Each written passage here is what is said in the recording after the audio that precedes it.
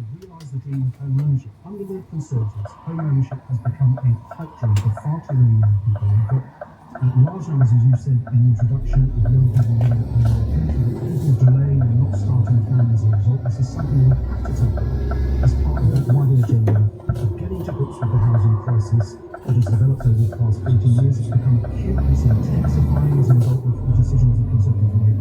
Labour are absolutely determined to get ready by the end to tackle housing crisis and say it's to be through and unlock these opportunities for first-time buyers. I know really around some of the stuff we've done on this, so I think we've done on this subject, we've given a lot of thought to housing policy in the last 20 years, and you will know that one of the best criticisms, one of the most cogent criticisms, which is now acknowledged by lots of people within government, is that lots of these policies actually just end up stoking demand. They end up stoking demand for people who can't actually afford homes. Why is it a good idea, if people can't afford the deposit, why is it a good idea to give them access to mortgages which they might not be able to really afford the repayments for? Well, they can afford the repayments. I think that's the key difference. We're talking about people who will struggle with the large deposit requirement. Perhaps they can't rely on the bank of mum and dad. There's an increasing divide between those who can and those who can't rely on family funding to get that large deposit. So we're talking about people who can afford the repayment and helping those onto the level. We're not talking about stoking demand in the way the government have, for example, in the past with Help to Buy schemes. Okay, and on the supply, £1.5 million, big round number. Everyone's talked about building more homes for decades. It's not happened, and you know that's because of planning regulations. You say that you want to make it harder for councils to stop the building, that you want to make it harder for councils to say no to new builds, but aren't you simply reverting to the planning framework as it was under David Cameron's government, which was not a high point in British post-war house building? Well, we're not returning to that system. We plan to make a series of targeted changes to get the existing system working, because the Conservatives have failed over the past 14 years. So what are you going to do? What are you going to do to build up 1.5 million homes? Big, juicy number. How on earth are you going to do it? It's not that it can't happen, it's just that it hasn't happened.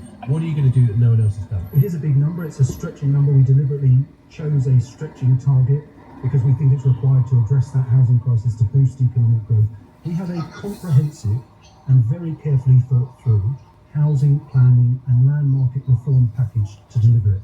I can go into many of the details about any of the policies that sit underneath it, but a lot of thinking has gone on here, and we are absolutely clear we think we can deliver those 1.5 million homes, turn around the situation we've inherited, which is a government that has never once in 14 years met its own target of 300,000 homes a year, as a result of decisions made last year in appeasing Tory anti-house building backbenchers, has now seen house building rates suppressed, planning consents at a record low. We're looking at a terrible inheritance if we do take office on the 4th of July, but we are absolutely determined to turn things around. I think the British public would expect no less. Have you actually got the workers to build them though? Because one reason that house building has been so slow is a construction worker shortage. Richard Knox-Johnston of the London Greenbelt Council said a lack of construction workers means I quote him, we'll never reach the figures they, Labour, is talking about.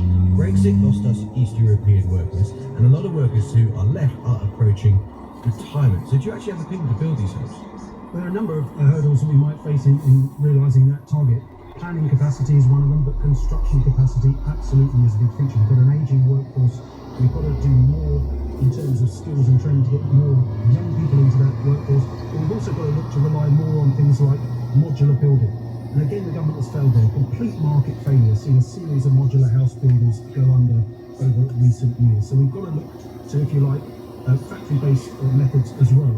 That is part of our comprehensive plan in terms of how we'll support those industries to thrive. That is the way we're going to deliver, in particular the large-scale new communities that we want to see come forward. New towns, urban extensions, regeneration. A lot of people, I don't know, will deal with this a long time, but a lot of people think actually what you should do is focus on making cities denser and more populated rather than new towns. But just as part of that for a moment, just two very brief final thoughts. One, are you against a land value tax in principle? We're not advocating a land value tax in principle. We are advocating, and we've announced as part of our package today, action on CPO compensation rules, because in far too many cases these archaic rules, a 60-year-old legal framework sees us pay inflated costs for land rather than seeing landowners given fair compensation for the assembling of land. And in that way, for example, we can ensure that when development is brought forward, we're getting more affordable homes, more of the right infrastructure, amenities and transport services up front to stop this, if you like, contentious argument that we have about development in lots of parts of the country, where because it's far too often poor quality, badly designed, without those services, the basic things like GP services, schools, it's resisted, and rightly and understandably, by communities. We've got to change, if you like, the conversation about what development means across the country, as well as imposing and meeting those targets to meet housing demand, to meet housing need. Matthew Petticoat, Shadow Minister for Housing and Planning, thank you very much indeed.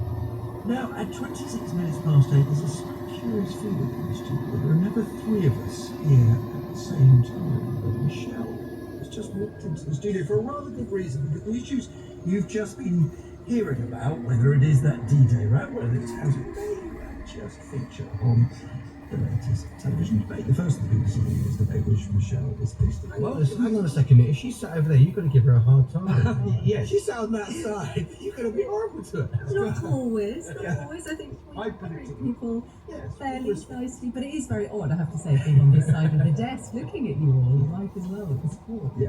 So tell us what we can anticipate, because it's not a leaders debate, is it? It's an election parties debate. The invitation was to leaders or leading figures. So the lineup that we've got, the 7 people who will be standing on podiums in front of the studio audience: Penny Mordaunt for the Conservatives, Angela Rayner for Labour, Daisy Cooper, the Lib Dems, Deputy Leader Stephen Flynn for the SNP, Carla Denyer for the Greens, Rena Purworth for Plaid Cymru, and Nigel Farage for Reform UK. So that's who people will see. Obvious complexities in having 7 people on a stage, all with plenty to say. We've got 90 minutes, and overall, my aim and the team's aim is to cover as much ground as possible, to really dig into some of the most important issues that are on people's minds through this election campaign. Now, there was lots of praise for Juliet Jim over on ITV when she did the first, we're going to have our own debate on the BBC in a couple of weeks' time, but the first head-to-head debate. But some people thought it's too quick, there's too much interruption.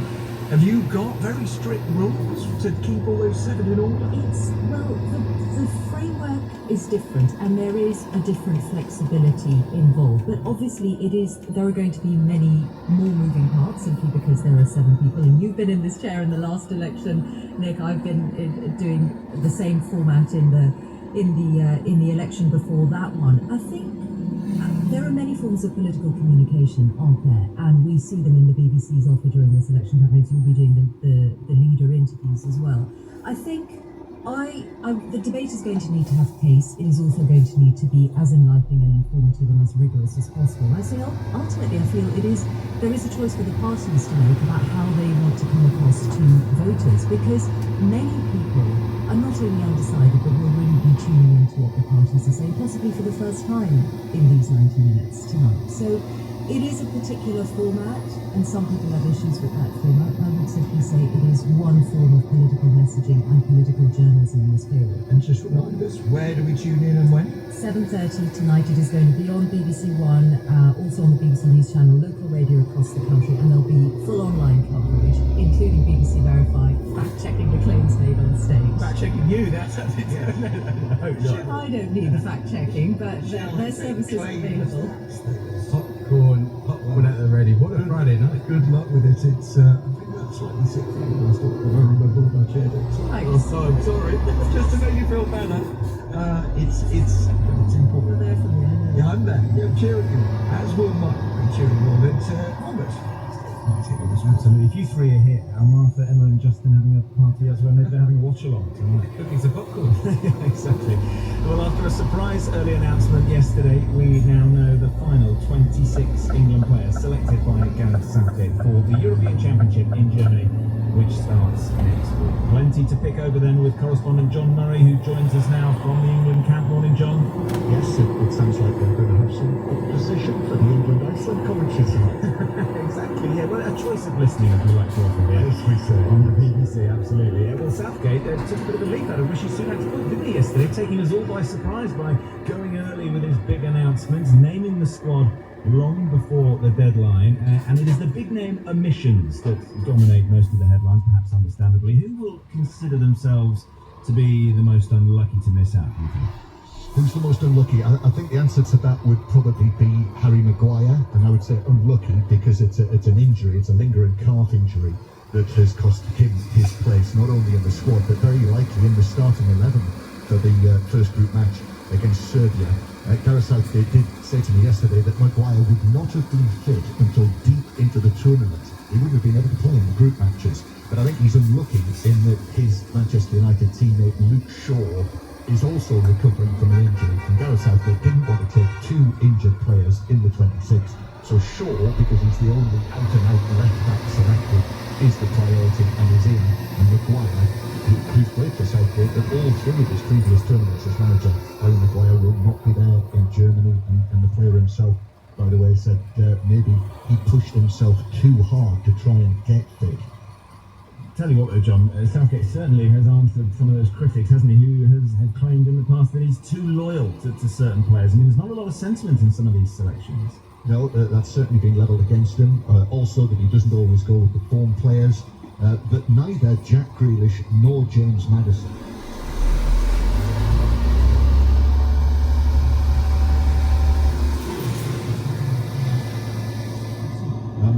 and Grealish and Maddison haven't had the best of seasons, whereas some of the forward players who were in the squad ahead of them, Eza, Bowen, Anthony Gordon, as Gareth Southgate said, have had better seasons.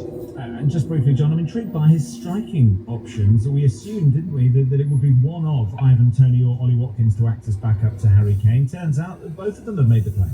Yeah, I think through the overall squad selection, and he strengthened the midfield by including possibly the exciting youngsters who shot into contention, Kobbie Mainoo and Adam Wharton. So that means he's been able to find a place for Harry Kane's two backups, Toney and Watkins. So he's been able to, he's put his plans in place, his plans are there. I think tonight against Iceland we'll see something that resembles the team for that opening match in Gelsenkirchen. But Iceland tonight, the opposition, there's a timely reminder of what can happen to the best laid plans. Yes, 2016 and all that's England's darkest hour, arguably, against Iceland at the European Championships. John will bring you coverage of England's final warm-up at Wembley this evening on BBC Sounds this evening from 7:45 onward mention which is Crystal Palace, who have four players in this England squad, more than any other team. For them. Scotland, by the way, will name their final squad for Germany later tonight as well. Steve Clarke will trim 28 players down to 26. That's after their final friendly. Finland at Hampden Park. And then the Euros, remember, start a week today with Scotland taking on hosts Germany. A couple of papers today already have their big European pullouts and battle lines for it. We need one up in the office, please. Let's do one. That's true. It's going to be fun. Thank you very much indeed. Here is all. My castaway is the actor Rebel Wilson, who was so shy as a child, and Mum took drastic measures to get her to drama class. I start holding on to the car door. She pulls me out of the car and I hold on to the door.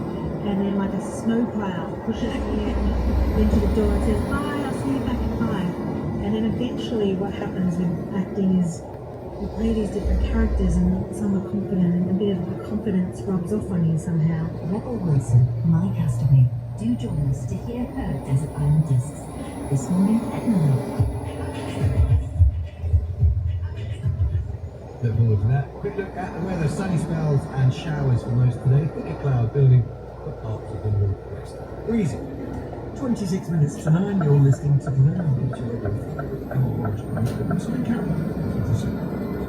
Rishi Sunak has apologised for missing part of the D-Day commemorations in Normandy yesterday to return to the UK for a television interview. In a statement he released in the past hour, he said it had been a mistake not to stay in France for an international event after attending an earlier British ceremony.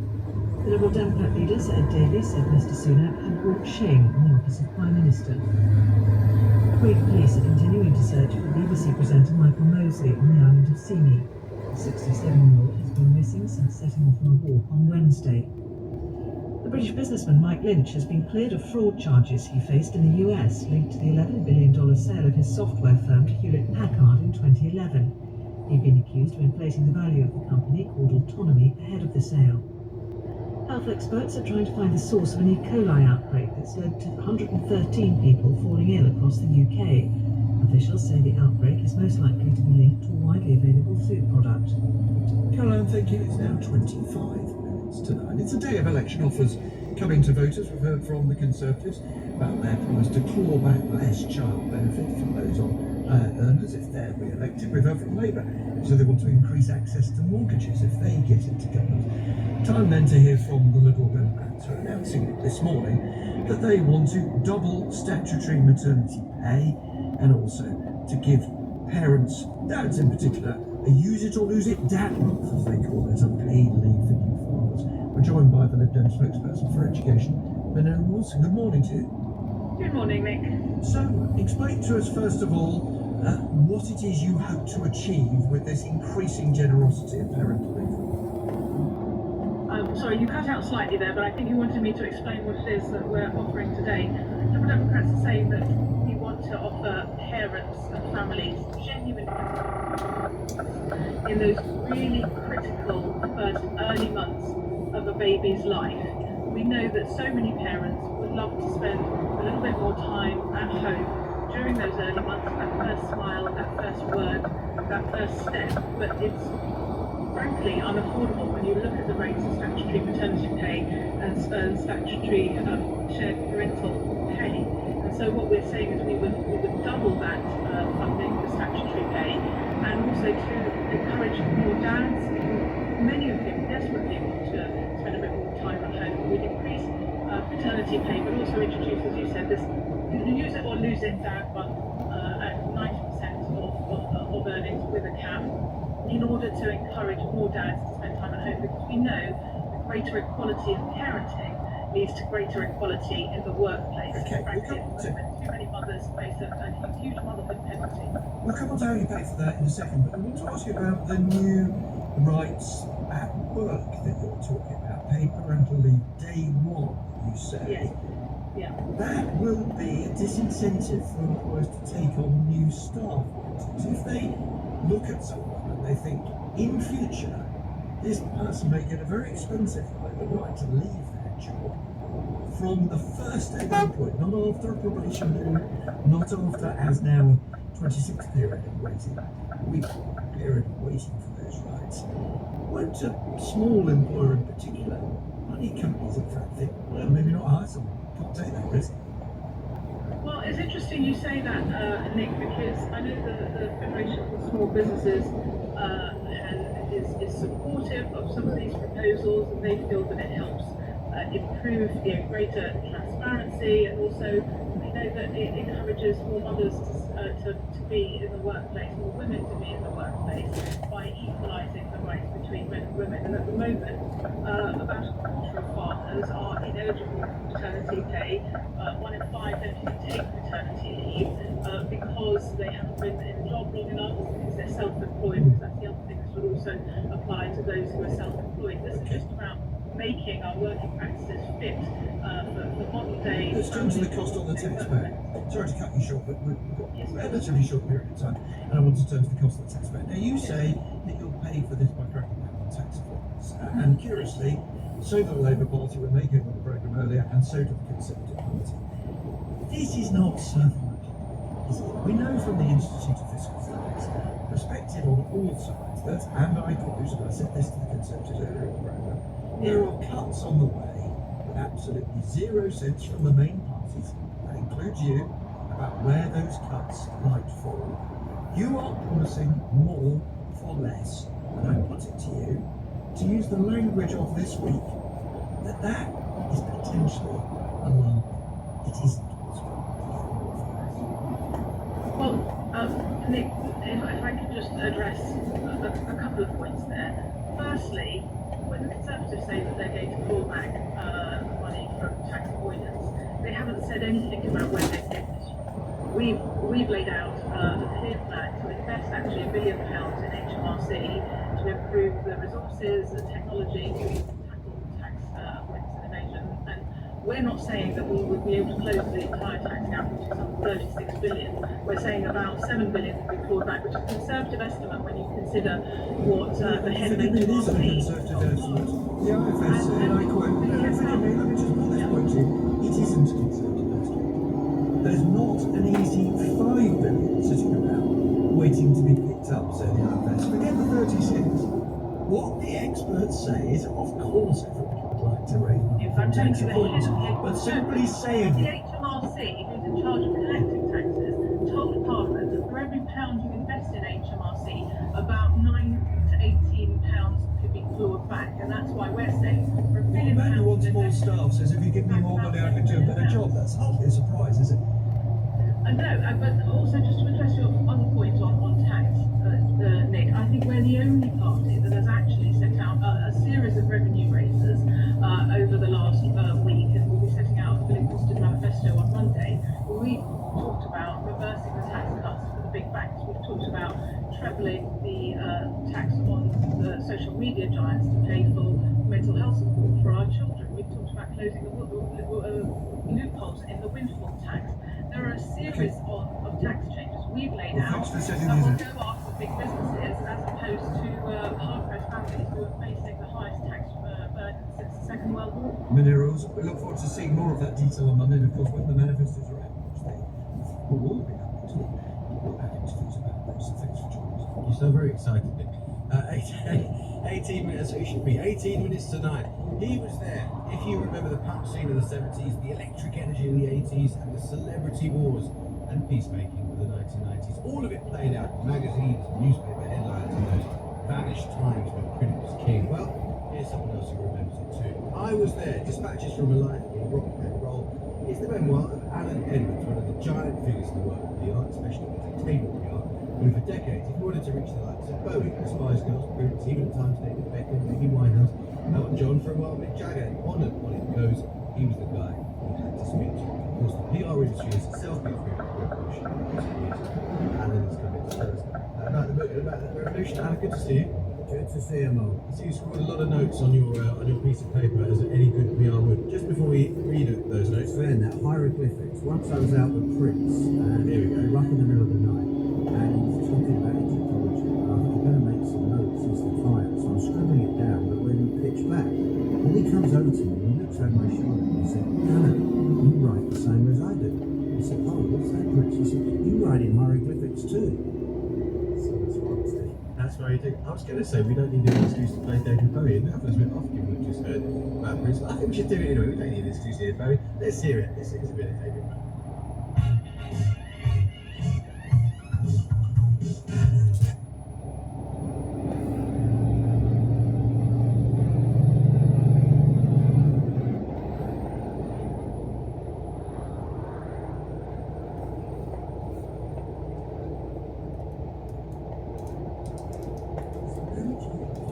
Called Hazel O'Connor, who had a #1 film Breaking Glass, and she was doing a show at the Music Machine in Coco, and I was the sort of manager, and David Bowie came down to see her, and people kept saying to me afterwards, David Bowie's checking you out, David Bowie's watching you, David Bowie, and I kind of look at over my shoulder, where is he, and then I got a call one day to meet him, and I was flown out to New York. I had 2 days talking with him, and he was really fascinated with writers, and he wanted to know who the journalists were, you know, who was Dylan Jones, who was writing at The Enemy, what did Tony Parsons do, forensic. He loved journalism, and he loved it.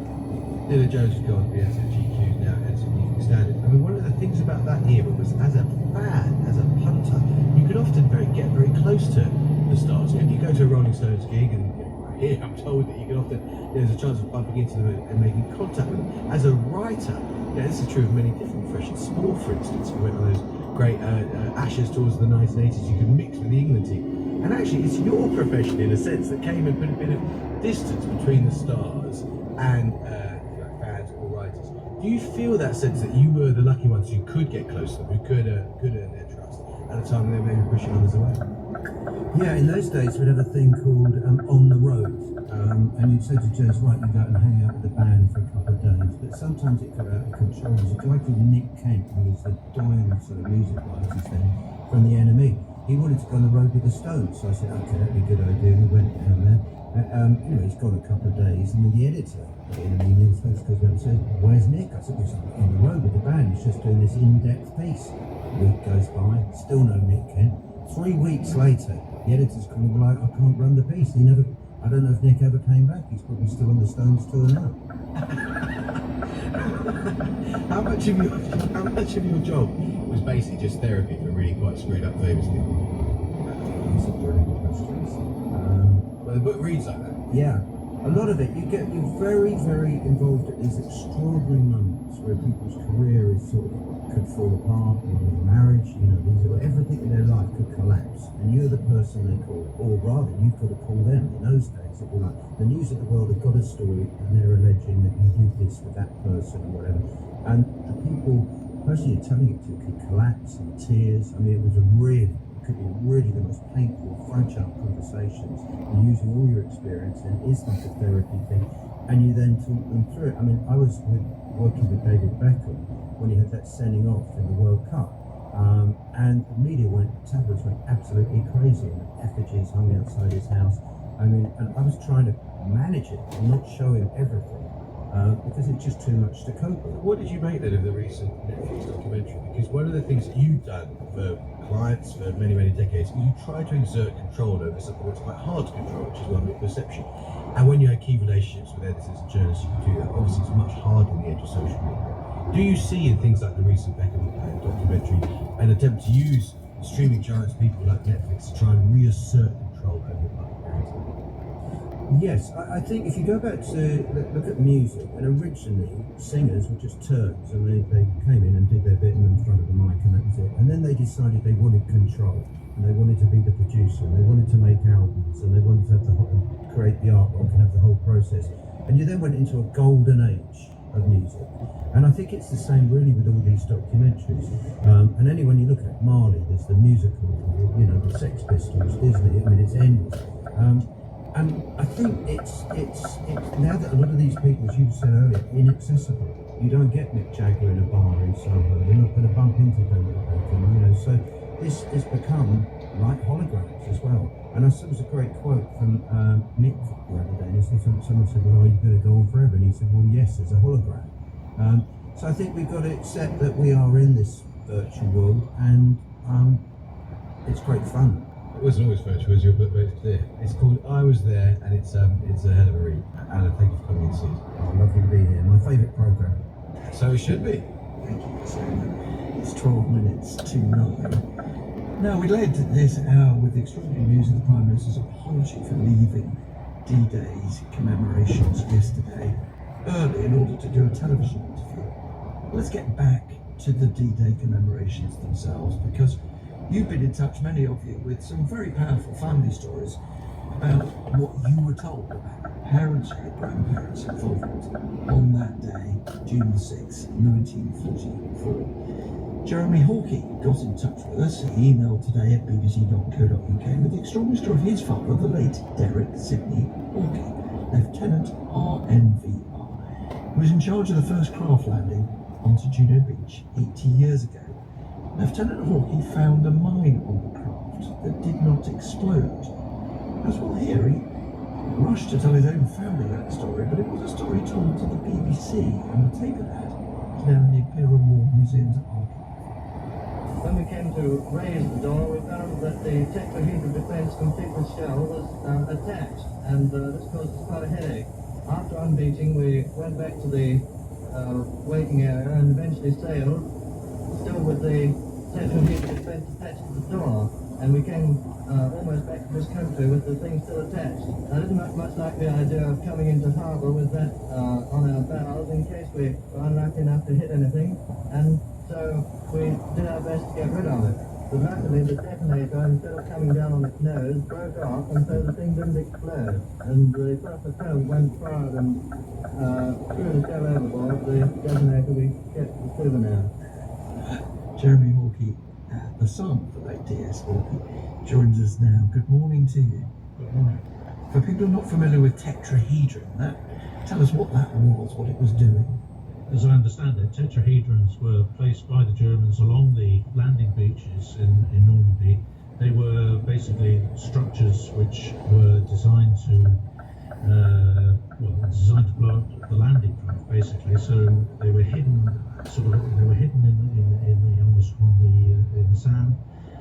They stood proud when the tide was low, but they disappeared when the tide was up.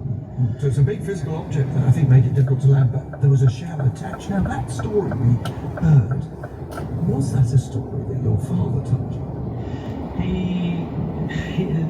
In later years he did, yes. He not something, when I was a child, not something he talked about. He very rarely, and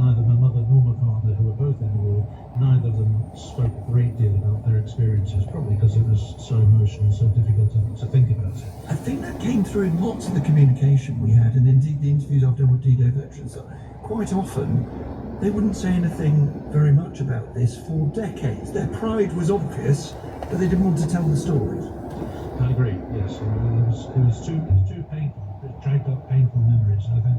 I think a lot of people, including my parents, they just once the war was over, they just wanted to get on with life, have a family, get on with normal life, and forget about it all. Sometimes it's a little one, isn't it? Someone at school doing a school project who manages to wheedle a story out of. Yes, that's what happened. One of my nephews managed to get the story out of my father because he was given a project at school. What did your granddad do in the war? And so he sat down with my father, and he got the whole story from my father, my father then wrote it all down. And I've got the things that he wrote down right in front of me now, and it's a hell of a story. Yes, that's an understatement, isn't it? The fact that he's travelling back with that device attached. Yes, I cannot imagine how he and his crew were thinking. I mean, it could have gone. Potentially, it could have gone off any time. So they were sailing back. I don't know what the conditions were like, but sailing back with a live shell on board. It must have just been. I just can't begin to think how what it was like for him. Well, it's lovely that you have that account and that there is some audio as well, so that future generations have that account. Because what was so important about D-Day, wasn't it, is the thought that the memory should live on. Yes. Jeremy Hawkey, thank you very much indeed for joining us. And here's an interesting thing about this. Some listeners were slightly offended that I asked our 98-year-old yesterday that he wouldn't be here in the future for the big commemorations. But my experience of it, that's what with Holocaust scholars, it's often not until very late in life that people feel the duty to share those memories. Before that, it's something they don't want to talk about. And they feel desperately that they must get their account heard before they die, so that the future generations will not forget. It's perhaps the greatest privilege of the job we do, that we get to listen to people. People think this is talkers, actually we're here to listen to people that Stan in 98, very absolutely amazing guy. Anyway, for this election period, you mentioned actually, Nick, on the Today podcast this week, and for this election period, the Today podcast has gone up to 2 episodes a week. That is popular demand. We're responding to it. It's growing demand, in fact. If you've not discovered it yet, basically, Nick and I have a weekly, or now twice weekly, step back from all the noise and try and get inside and behind some of the big stories that are in the news. And we had a lovely moment this week, which I wanted to share with you, because back in March, lots and lots of you got in touch about an interview that I did with 61-year-old Sheila, who wanted to get a job but just couldn't. She'd applied, but she's just desperate to work but couldn't find a job. And this week she WhatsApped us out of the blue, tell us something had happened. So we rang her up, and here's what she told us about the fact that she had indeed got a job. Well, yeah, you said my age on the radio, so I said, I then put it on LinkedIn and said, I never want to do things by heart, so I didn't say my age. I actually broadcast it on national media. And once I'd done that, I think it removed any concern to me. Come on, Sheila, you can do this, and everybody knows now. Congratulations, congratulations. Well, thank you very much, Alan. I'm delighted to be a poster girl for this board. Sheila, best of luck with the job, and we'll be in touch. Thank you very much, Alan. Thanks for giving me the opportunity. Lovely story. 5-9 it is now. Taylor Swift rolls into Edinburgh today for the first UK date of her record-shattering Eras tour. She's due to perform in Liverpool next week. We asked the author Frank Cotterill to pen an essay comparing the impact of Swift's tour of the UK with the Beatles arriving in America in the 1960s. Who better to do it than Frank? Frank, take it away. You need to calm down. Taylor Swift is slowly lurching towards my favourite town. Liverpool normally wears the cardigan of Beatles nostalgia. Next week, it will shake it off. For 3 nights, we will be at the heart of the magic, madness, and heaven of the Swiftuality. You should take it as a compliment. There will be craft workshops, helping Swifties make cupcakes, friendship bracelets, and t-shirts. The university is hosting an academic Tay Day to help you understand the anti-hero, the lover, and their karma. Local artists, CIC, have created installations all over the city centre one for each era of Taylor time. The statistics are overwhelming. There has been no musical phenomenon on this scale since the Beatles invaded America. In fact, on paper, she is in many ways bigger than they were. A musical Alexander bestriding the world, with cities renaming themselves in honour of her visits. Glendale became Swift City, and Liverpool, the Liverpool, the home of the Beatles, the world capital of pop music, will be calling itself Taylor Town. The Beatles moment was a different time. That's what people say, they say. Don't the Swifties know that back then you had to go out and buy records, not download them, and listen to them with coffee and conversation on a record player, not on your phone in the gym or on the bus. They created cultural moments, not background music. A Beatles tour will take you down to cellars and bars and up to bedrooms, the places where dreams are made, not to shopping malls and stadia where they're monetized. When you're young, they assume you know nothing. The striking difference between the Beatles moment and this one is that when the Beatles took America, they still had it all before them. Paul was 22. They were yet to make their greatest album. Swift is 18 years into her career. The Swiftie in my life is amazing, my youngest son's girlfriend. She seems like a baby to me, but for her and her contemporaries, here it is.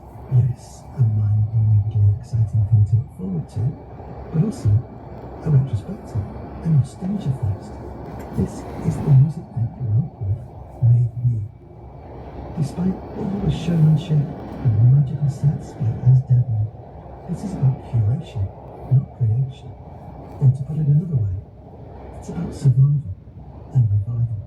Considering the vastness of that fan base, the Swift phenomenon, for most of its life, has been weirdly inarguable to all of the Swifties.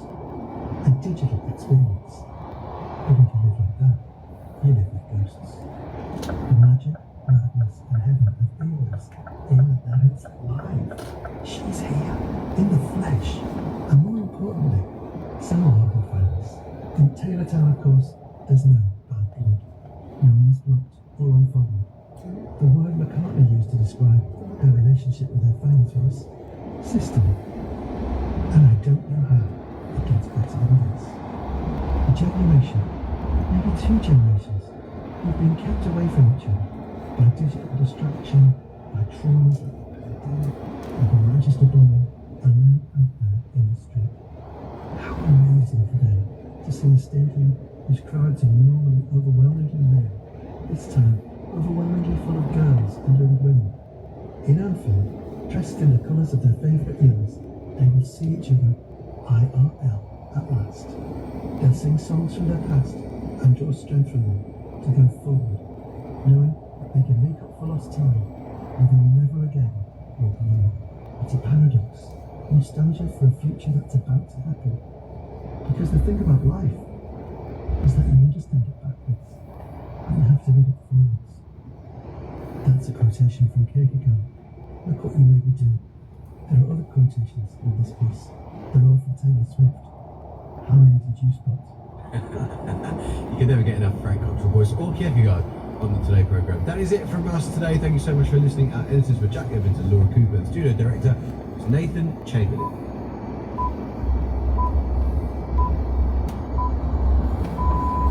BBC News at 9 o'clock. Rishi Sunak has apologised for returning early from the D-Day commemorations in France. Prime Minister, who recorded an interview with ITV while other world leaders were together in Normandy, said it had been a mistake. Is our political correspondent, Hannah Miller.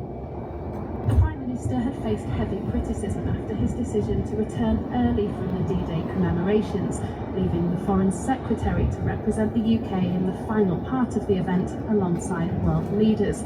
Last night it emerged he'd spent at least part of the afternoon doing an election interview with ITV's Tonight programme. In a statement posted on Twitter, Rishi Sunak said the decision to return to the UK was a mistake and he apologised. He said the last thing he wanted was for the commemorations to be overshadowed by politics. Labour says it'll make permanent a scheme aimed at helping first-time buyers get low deposit mortgages if it wins the election. The measure involves the government acting as a guarantor for part of a home loan to encourage lenders to offer better deals. was introduced by the Conservatives in 2021 on a temporary basis. The Conservatives say they'll change child benefit payments so higher earners will be able to keep more of it, paid for by clamping down on tax avoidance. It would see the doubling of the income threshold where the benefit starts being clawed back through tax. They'll also base the amount received on the income of the whole household rather than the top earner. Specialist police officers and a sniffer dog are arriving this morning on a Greek island to join the search for the missing broadcaster Dr. Michael Mosley. The 67-year-old failed to return from a hike on Sini on Wednesday. Netflix says it will vigorously defend itself against a lawsuit filed by a woman thought to be the inspiration for a character in the drama Baby Reindeer. Fiona Harvey is claiming £170 million in damages for breach of privacy, defamation and negligence. BBC News. As Taylor Swift's Eras tour begins its run in Scotland today, this morning's Women's Hour at 10 will be joining expectant fans already at the stadium in Edinburgh. And staying in Scotland, the food programme has the enviable task of sampling cream teas and something rather enticingly called Pizza Crunch in Glasgow at 11 o'clock. Now, Desert Island Discs with Lauren Laverne.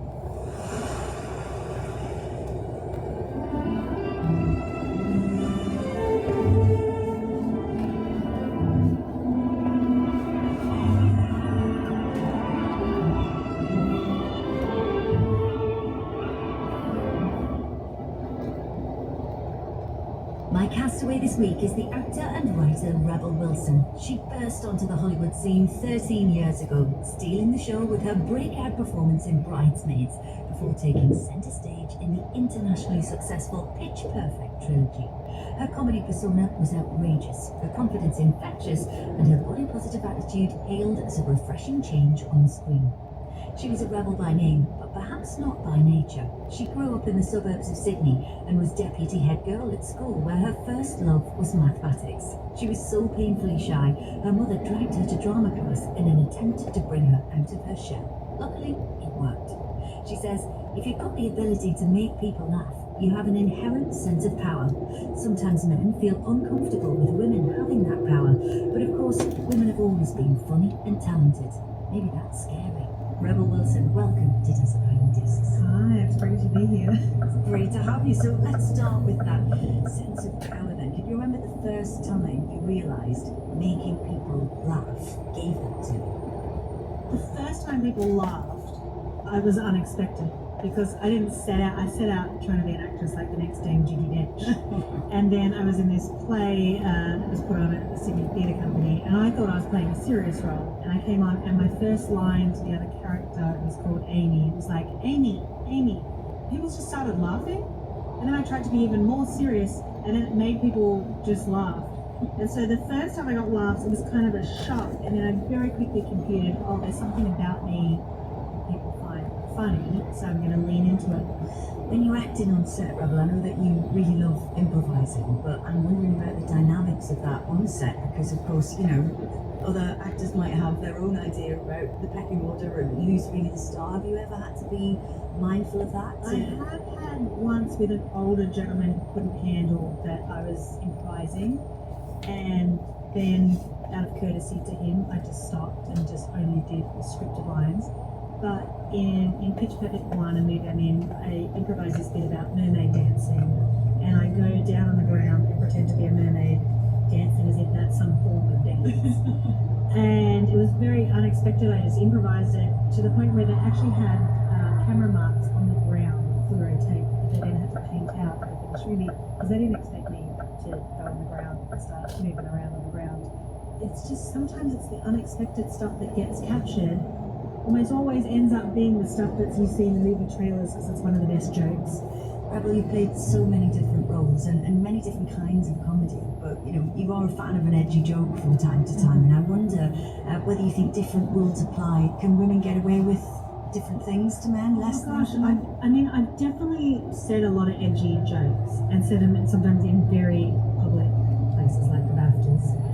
Yeah, I don't think there's a different standard. It's more this thing about if you are something, then you're allowed to joke about it. So say if you are overweight, you can say jokes, but if you're not, that's kind of what's currently happening. So it's not really gendered. Do you think that's a good thing, or do you find it restrictive as well? I think that's hard. It's going into this territory of like saying, well, only straight actors can play straight roles and gay actors can play gay roles, which I think is total nonsense. I think you should be able to play any role that you want. But I always think in comedy your job is to always kind of flirt with that line of what's acceptable. Sometimes you do step over it, but at the end of the day you are trying to entertain people. And people, I tell you, when you won't be entertained, if people are just always being safe and protective, you're not going to get good comedy from that. Rebel, you're sharing another great passion of yours with us today, music, which I know has been a feature of your career right from the beginning, but we want to get started and dive in with you first, if you wouldn't mind. What's it going to be? Let's do it.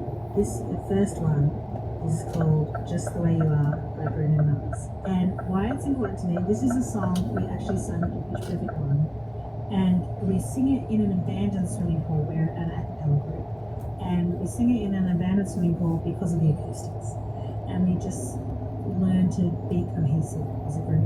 And we get to that number by looking at how many are subject to that charge at the moment. So earlier, as I say, earlier this year, we increased that salary threshold from 50,000 to 60,000, which is very popular. But we've got the data on how many pay it then above that, and that's how we've done it. And just for my listeners who are not familiar, so they can get 40, how much is child allowance? That I'm afraid I don't know. It's actually not a Department for Education policy. It's a DWP one, and I'm afraid I don't know the exact. Sorry, is your title minister? Is your title Minister for Children? It is Minister for Children. And yes, you don't know. But you don't know what the child allowance is. Well, we don't run the benefits. I'm afraid. You're right. I should have found out before I came on here. Quite astonishing. Now, just before the news, I spoke with Matthew Pennycook. He's Labour's Shadow Housing Minister, and I asked him for his view on that, and also the Minister's failure to know the child benefit figures. I forgive the Minister for not knowing the exact rate, but he should have some rough idea, as I would have, about the first and second child allowance. But I think, take a step back, Nick, this policy is the latest in a series of scattergun policies from a party that is desperately trying to cling to power. It's unfunded, like many of their commitments have been. As far as I can see, this is nominally funded by tax avoidance measures. Yeah. I think they've already been committed to fund this Teenage Dad's Army National Service Scheme. So I think, on pledge after pledge, the government are grasping at straws, if you like, bringing forward unfunded policies. Every single one of the policies that we will put forward in our manifesto when it's published in due course is fully costed and fully funded. And the specific tax changes where they are required have been identified and announced in advance. That's the Labour view. Can I sort of think the unthinkable for a moment? And I know there would be an enormous amount of money for what's called means testing, finding how much money you've got in the bank. But should child benefit be universal? I'll use example, I won't name names, but if you're a phenomenally, fabulously wealthy football player, you're probably of an age when you and your wife, and I say your wife because let's face it, the blokes earn a lot more than the women, that you and your wife or your girlfriend are starting to have children. But you are probably going to be making somewhere in the region of £200,000 a week. Certainly in the Premier League, I would have thought £100,000 a week, right? Why are we giving people child benefit there? Of course, down the other end of the scale, down on Struggle Street, where you are having to put in extra shifts, or you're possibly on those 0-hour contracts, you don't know what you're going to make from week to week, you're working overtime, your husband or your wife is taking on extra job, you've got what I understand is referred to as a side hustle, you're doing everything you possibly can. Well, yes, so that we ensure that we have healthy children and we try and look after them. I totally understand where you would look at giving parents or parent £25.60 per week for the first child, £16.95 per week for the subsequent child. I get it. But the whole idea of this, now if you look at what the Conservatives are trying to do, and again, I think it would not be unfair to file this under policies that are going very much to their core vote. Ideas such as national service, that does resonate with traditional Tories, doesn't it? Let's be honest about it. Although quite how you can have a Prime Minister who talks about doing national service when he can't hang around with the veterans. But if you're making that sort of money, £120,000, are those the folk who should be given a £1,500 tax cut? Let's get your views on that. Tom is in Oldham. Tommy, you're on the radio. Good morning. Good morning, Nick. Nick, what the Minister for Children didn't know his figures is absolutely scandalous. I mean, the words can't, they beg your belief. But however, I listened to Matthew Wright regularly on Saturday morning, and my colleague here. A few weeks ago, the child benefit cap is for 2 children. But he came on and was notified that a member of Parliament, there's no cap. They can claim for as many children as they've got. If that's the case, Nick, it's an absolute scandal, a national scandal. Hang on, sir. So I'm reading from a government website. You get child benefit if you're responsible for bringing up a child who is under 16, under 20 if they stay in approved education or training. Only one person can get child benefit for a child. There's no limit to how many children you can claim for. Now that's coming from a government website. Does that address the concern that you have? Yeah, it does actually. Okay. Do you think, I mean, there are caps on child benefits, so obviously we now know that where the cap will be, £120,000. Do you think that tax break should go to people who are making 120 grand? No, at all. I think it should be means tested. I mean, you just refer to people on Struggle Street. Yeah. They should get the law because they you know, put people on £25 on Premier League football players or Risky Sunak, for instance. I don't know if he claims child benefit. I doubt that he does, but anyway. Well, I doubt it, to be quite firm here. But it should be means tested. It shouldn't be universal. Tommy, thank you for getting us started on that. Let's feature some of the emails, texts and tweets that are coming in on this subject. This comes from John. I can't understand what the Conservatives are doing here. Excuse me. I can't understand what the Conservatives are doing here. It's almost as if they don't want to win the election. They come out with policies that are simply designed to look after their own. Are they just trying to hold on to a core vote? Tony 50 says Rishi Sunak is disastrous to the Tories. Shocking. Well, I suppose in fairness on this one, we have to point out, of course, that this is coming from the Treasury. This is coming from the Chancellor. Although coming back to John's point, look, if the polls are to be believed, and there's still quite a way to go, they are looking at horrific events on the election night, and they could be limited. They could, some projections say, come down to around 100 and something, 120, 130 MPs. Is it that they are now just trying to hold on to that vote that they had, and that's what they're working so hard at, so that the damage won't be quite so bad? Come back to those emails. Carol says the history of child benefit is that it's a tax allowance but paid as a benefit, so it's better targeted. We all receive a personal tax allowance regardless of income, so child benefit is consistent with that. You're saying here's Joe, child benefit is capped at 2 children. We've just read from honestly, Joe, from the government website, the last line, and this my colleague has lifted it directly. There's no limit to how many children you can claim for. That's directly from the website. Emma in Barnet. Emma, what do you have to say to this? Good morning. Hi, sorry, I'm first-time caller, so I'm a little bit nervous. But I had a personal experience with the child benefit, and I think it's been a little bit misunderstood, and I actually spoke to the office myself. So with the way it works at the moment is if one person in that household earns over 50,000, then you are liable to be taxed on the benefit that you receive. However, if 2 people in that household earn £49,000 each, you will not receive the tax. And that to me is diabolical. And I actually said to the gentleman on the phone, I said, please confirm that I'm understanding this correctly, because in my instance, I work part-time because I care for my children. My partner earns over 50,000. So we have now been liable for the whole of the tax, on the child benefit. I'm reading now. The Treasury will consult on changes designed to enable officials to assess income on a household basis. And that's how it should be, but at the moment it isn't. No, indeed. So I was just going to read. This means the 120 threshold applies to the total household income, regardless of whether one member is to earn zero. So that's where it's going to go. And obviously, you say that. Go ahead. I agree with that, because at the moment you could have a household that earns 60,000 and they have to pay the tax on the child benefit, and you could have a household that earns 98,000, but because both parents earn under 50, and that to me is ludicrous. Yes, I see. Is this something you think that could get votes for the party that's put it forward, the Conservatives? yeah, I mean, I don't know who I'm going to be voting for, and it's because to me it's absolute. I mean, it makes no sense. Who came up with that idea that you can have one household earning 60 and having to pay full tax on something, and you can have another household earning 98,000 and they don't have to pay any tax. No, you spelt the figures out brilliantly, Emma. That is one of the changes that they say will come about. So they have listened to people like you. Emma, thank you. First time, first class. Thank you. Have a safe drive wherever you're going, and have yourself a good day. We'll come back to this conversation. Also, you may recall yesterday I took a call as we were looking at those events in Normandy, and I made the point that it's quite right and proper that we remember them on that day, but there are 364 days in a year. So how do we look after some of our veterans? Well, one, Lester, called in. I feel ashamed of getting myself into that position.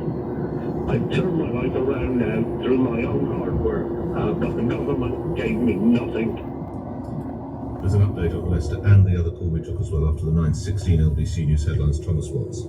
Rishi Sunak's apologised after skipping a major international ceremony to mark the 80th anniversary of D-Day. A huge search operation is continuing for the TV doctor Michael Mosley on the Greek island of Symi. 2 people have been arrested after a man was stabbed to death in Deptford in southeast London. LBC weather, showery and cool in northern areas, largely dry elsewhere, a high of 20 degrees. LBC Travel, I'm Dave Goff. On the Tube, there's no service on the Piccadilly line westbound from Acton Town to Barons Court because of a fire alert at Turnham Green. That means there's also no district line from Earls Court to Ealing Broadway and Richmond. There are severe delays on the Victoria line after an investigation earlier, and there are also severe delays on the Jubilee line after a signal failure earlier. Colindale Station on the Northern Line is now closed for engineering works. On the roads in Finsbury Park, Stroud Green Road is closed in both directions between Seven Sisters Road and Woodstock Road for a police investigation. There are queues in North Acton. Victoria Road eastbound is blocked at Chase Road because a bus house breaking down, and there are queues in Crayford on North End Road southbound. That's after a lorry broke down earlier at Bridge Road. This is LBC. At Tesco, only the finest pasta makers with over 100 years experience create the unique shape and texture of our Tesco finest Geely pasta. Just so you can vary it in Parmesan. Say when. When. Make your everyday taste better with Tesco Finest. Selected larger stores. Message Nick Ferrari on WhatsApp now.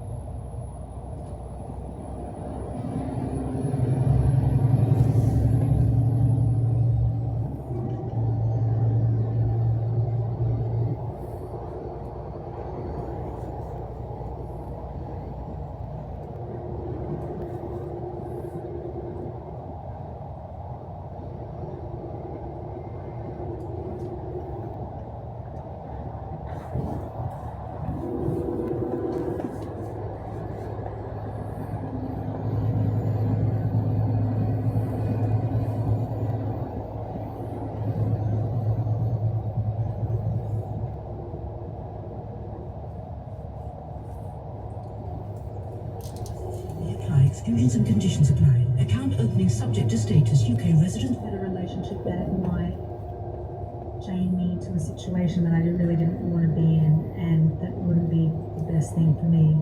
And so I kind of really just avoided any kind of romantic relationship because I didn't want to end up having a relationship like my parents had.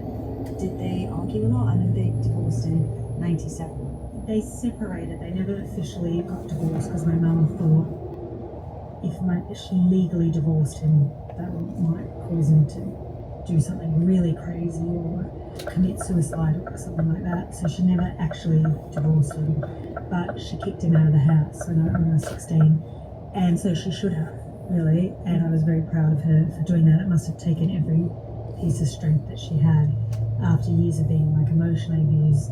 And in terms of seeing your dad and your relationship with him, how was it after your parents separated? Did you get to see much of him? So basically at that point we kind of became estranged. The business, which had grown from just that yellow caravan into being like importing, exporting pet products.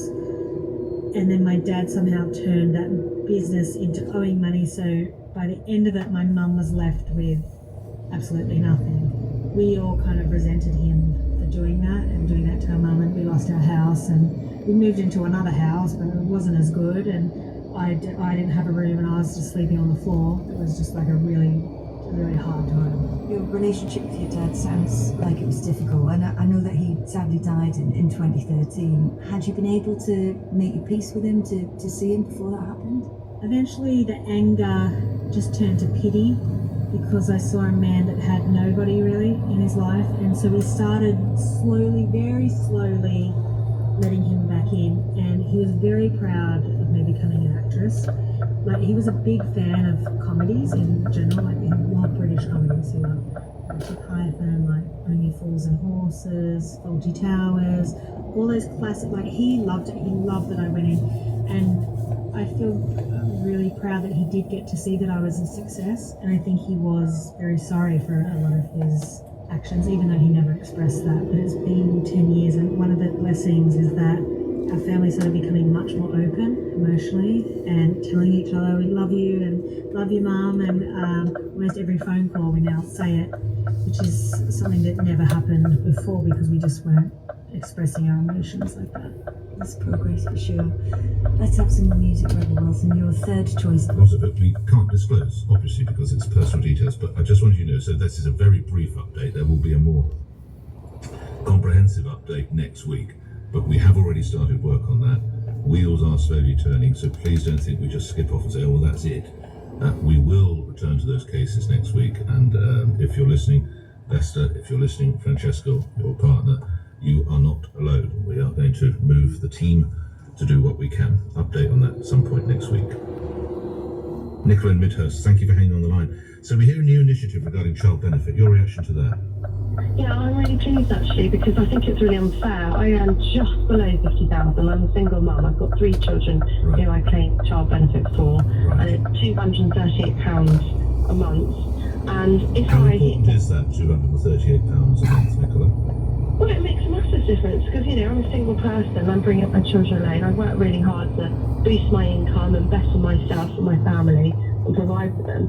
And, you know, when you think about just actually trying to give them pocket money a week, it makes a massive difference. Yeah, of course. And I think it's really unfair at the moment where, you know, I'm sort of trying to sort of, you know, work my way up the ladder, that you can have, you know, 2 parents in a household earning 45,000, so having 90,000 coming in, or one earning, you know, 60. And it's unfair. It's really unfair at the moment. What ages are your children? Youngest is 11, oldest is 15. Okay, so we've got it for a few more years, and then does that mean you think you'll be able to devote a little bit more time to your career, or what do you think on that?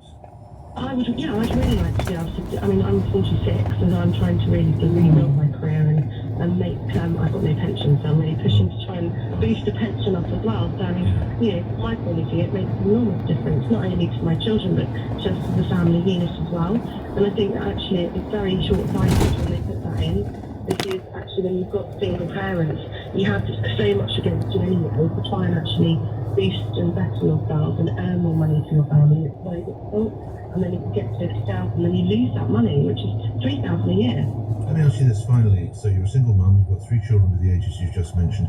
Is childcare the toughest part? That is to say, if one of the children is ill and you have to go to school, or the other 2, what is the toughest part of being a lone parent? Yeah, illness, absolutely. My son had chickenpox during half term and I was working, which meant my mum couldn't look after him. It made it very, very difficult for me. Nicola, look after yourself. Thank you. Susan's in Letchworth on this policy. Good morning, Susan. Yes, hello there. Yes, I do think that empirical evidence should inform social policy. Right. So essentially, if you look at empathy, we tend to empathise with people within our group and not outside of our group. So any policy that the government puts forward, whether it be so the national service, excellent, that promotes social cohesion. Anything that's universal has got to be really, the way forward. That's all I wanted to say, really. And you put it very well, and I'm grateful to you, Susan. Thank you for that. Well, a lot of calls coming in, and we'll go to those in a moment. But of course, this is the day for Tay Tay.